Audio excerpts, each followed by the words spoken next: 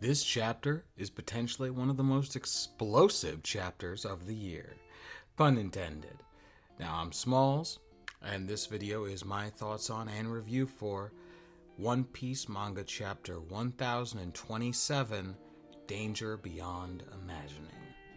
So this chapter kind of has two focuses and one little tidbit at the beginning, focusing on Nekomamushi after defeating Perospero, kind of showing that he's back in his regular form and he's telling Carrot and Wanda not to, accidentally turn back into his Sulong form, or just keep their eyes away from the moon since it's out again due to the clash, which then transitions into both Momo and Yamato, who have both read the Journal of Odin. They know about the clash between Roger and Whitebeard, and they see the connection.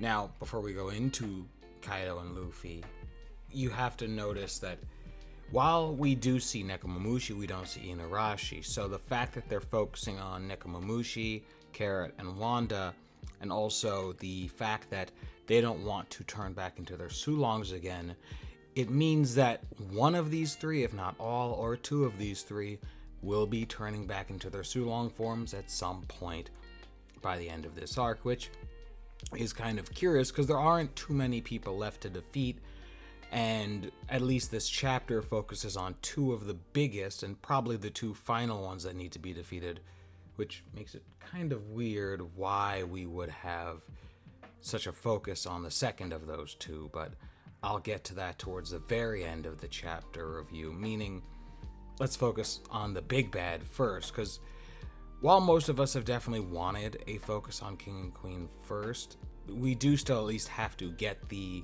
final 1v1 started so that some of it can go off panel. Not a lot of it, just enough to allow us to focus on the remaining fights.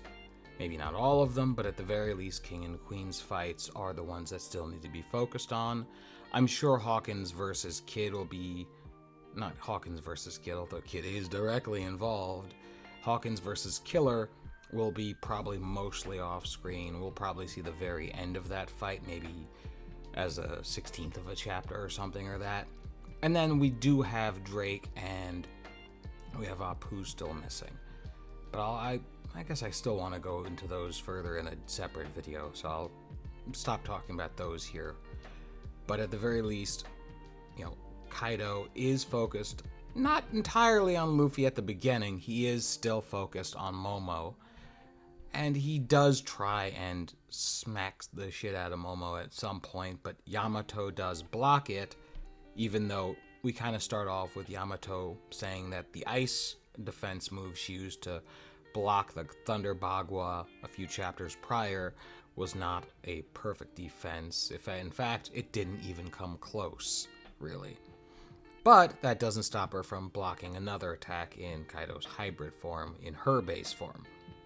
So she's still very powerful, she just can't compete in a drawn-out fight anymore. Maybe block 2 attacks at most, but luckily she doesn't have to block a second attack because Luffy uses his legs to stretch around Kaido's hybrid form neck and pull his ass back.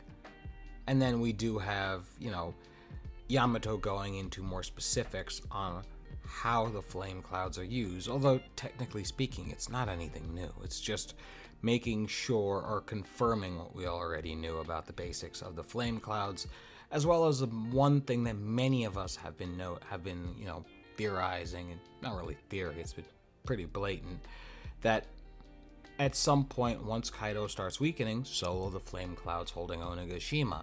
And coupled with that, we do get a reminder that one of the main side plots, I'd say, of Onigashima, or one of Kaido's big things, is that he's always been big on weaponry, explosives, and high-tech weaponry on top of his straight-up brute force. Basically brute force in many forms. But all of that is kept on Onigashima, meaning that if it doesn't drop in the exact way he envisions, and Luffy beats him before he's ready to drop Onigashima, all of Wano will be destroyed in one fell swoop. Friend and foe, every single individual involved in Wano will die. Which is kind of brutal. And it really does set the countdown. Which is funny because countdowns are for bombs, and this is one giant bomb of an island. So I have to say I'm quite excited for that. It's also funny seeing Yamato and Momo's further, bond, because Yamato actually smacks him upside the head when he says, "Let's stop Luffy before that happens." No, we do have to let Luffy do that, and they do clarify that Luffy is the only individual left that can take out Kaido, or at least the only one on their side that can. So that is pretty ballsy. One thing I noticed that the official translation doesn't do that the scans do. The scans say that Luffy is barely standing. There's no mention of that in the official translation. So that's, I guess that's nice, because he's still definitely injured, but it's not making it to seem as if the food, kind of did almost nothing, really. He's not in the same exact state that Zoro's in right now, which, transitioning, King has lost his mind because Zoro did get a decent hit off on King's mask. And honestly, I am surprised that he got to anger King so much, because in reality, who is King really protecting any secret from? Queen already knows. He can literally kill all of his own crewmates, as he already is basically indirectly doing. It's not like he has anything to worry about in that sense, but I guess it's just a touchy subject for him. Although, I'll touch upon it more towards the end, but it's not as touchy in the official as the scans made out to be, and that goes for Zoro as well, but like I said, we gotta get there. And it's funny, Frankie almost seems like he's going to at least partially join. He catches Zoro from the first blowback, and you can see that Zoro is still reeling from his injuries, which makes this fight all the more epic, because even though Zoro is still quite heavily injured, he's barely moving if at all, he's still gonna be able to do this. Part of it is definitely his hockey, that's for sure, but it's also the fact that he's always been injured. There is rarely a case in One Piece where Zoro is at 100%. And it really still makes me realize, what would 100% Zoro look like? Because he has done some crazy shit with like 10% HP left from the very beginning of the series. No matter how you slice it, Zoro is always heavily injured when facing the strongest opponents. So that's something to think about. What would 100% Zoro be? That's something to think about. But nonetheless, he is taking King on head on.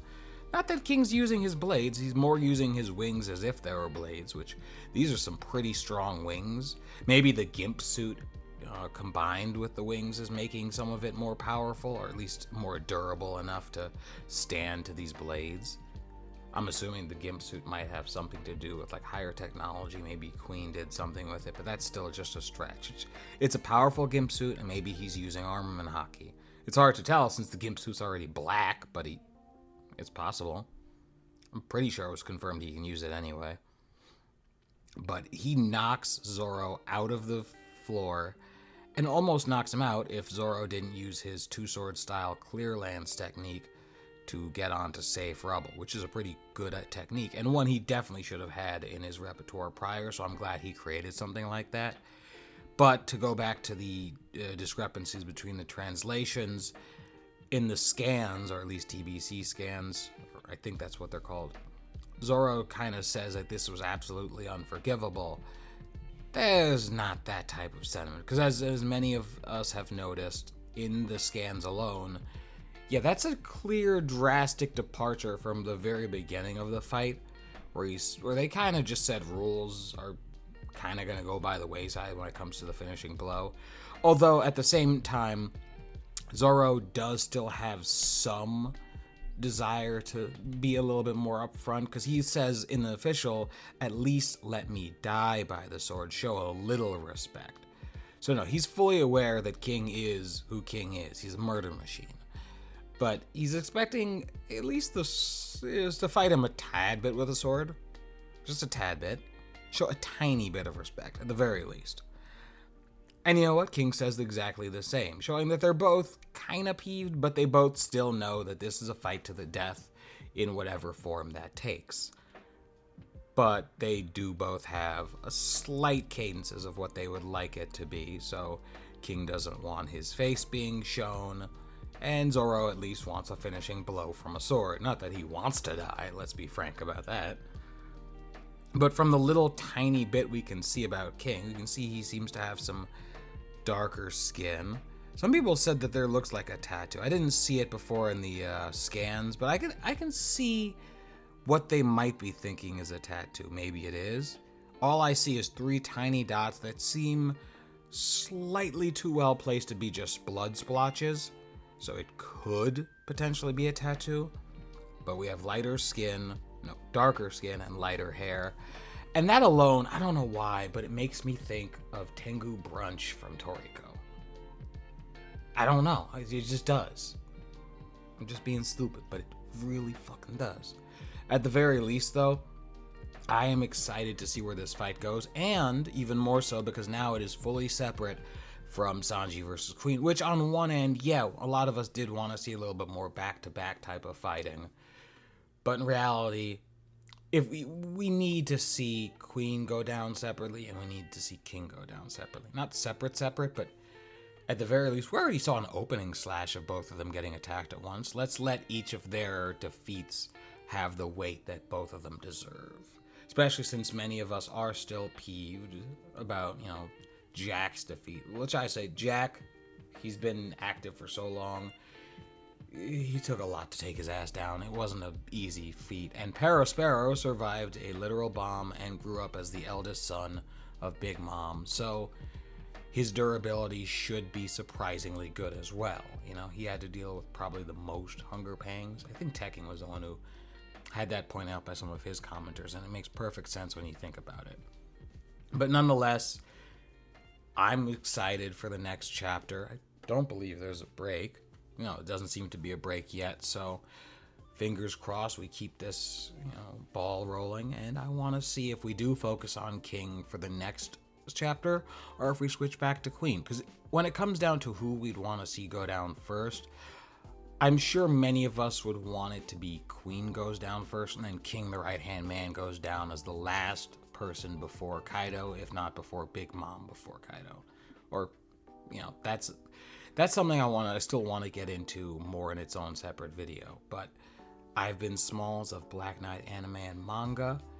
If you guys aren't already, please give your support, like, comment, let me know how you guys feel about the chapter, and I'll see you guys next time. Till then, stay safe.